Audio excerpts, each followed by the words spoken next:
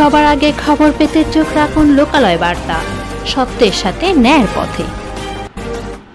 আসসালামু আলাইকুম। দেশজুড়ে চাঁদাবাজ ও সন্ত্রাসের বিরুদ্ধে রাজারহাটে বিক্ষোভ সমাবেশ।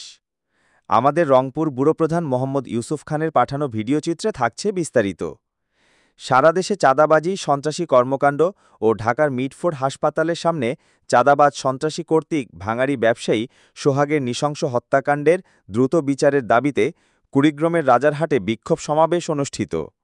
আজ দুপুরে রাজারহাটে সর্বস্তরের ছাত্র জনতার ব্যানারে চাঁদবাজ, সন্ত্রাস বিরোধী প্রতিবাদী স্লোগানে একটি মিছিল উপজেলা শহর ঘুরে ট্রাফিক মোড়ে বিক্ষোভ সমাবেশে মিলিত হয়। বিক্ষোভ সমাবেশে বক্তব্য রাখেন রাজারহাট উপজেলা বাংলাদেশ ইসলামী ছাত্র শিবির সভাপতি সুজন মিয়া, বাংলাদেশ হেফাজতে ইসলামের রাজারহাটের সাধারণ সম্পাদক শেখ হাবিবুল্লাহ, বাংলাদেশ খেলাফতে মজলিস রাজারহাট উপজেলা সাধারণ সম্পাদক রাশেদুল ইসলাম, ছাত্র সমাজের সাইয়াদুর রহমান, কওমি উলামা পরিষদের আবদুল্লাহ আল মামুন, বাংলাদেশ জামায়াতে ইসলামীর আরিফুল ইসলাম, এনসিপি কুড়িগ্রাম জেলা সাংগঠনিক সম্পাদক মোজাম্মেল হক বাবু, এনসিপি রাজারহাট উপজেলা যুগ্ম সমন্বয়কারী রাশেদুল ইসলাম সহ আরও অনেকে উপস্থিত ছিলেন। ধন্যবাদ লোকালয় বার্তার সাথে থাকার জন্য। যখন সময় পড়লো তার আগে সেই ভিডিও ক্লিপ বিএনপি দেখালো না কেন? পুরান ঢাকায় আমার ভাই সোহাগকে যেভাবে নির্মম ভাবে তারা হত্যা করেছে, কোন মানুষ 3 সেকেন্ডও সেই ভিডিও দেখার তারা সক্ষমতা রাখে না।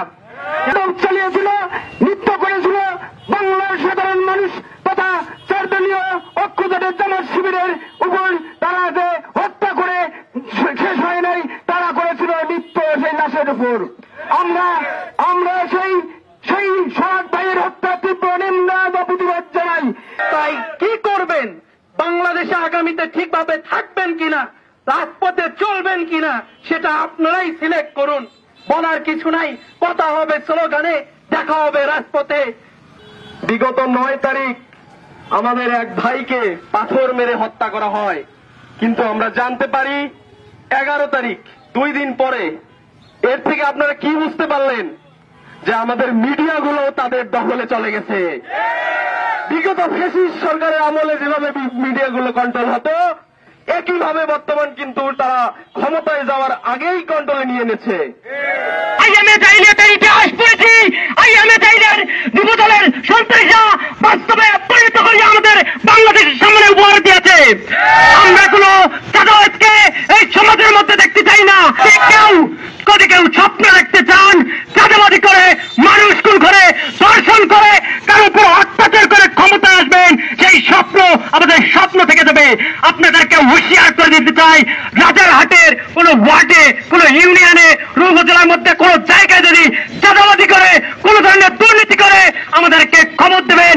এই ছাত্র জনতা আপনাদের পাশে থেকে এই চাঁদাবাজদের খাম্বার সাথে পিড়িয়ে এই উপজেলা থেকে বিচারি করতে হবে। আপনারা প্রস্তুত আছেন তো শাহাদাতের জন্য? আমরা কি মুসলিম, আমরা কি ভয় পাই? আমরা এক আল্লাহ ছাড়া আর কাউকে পরোয়া করি না।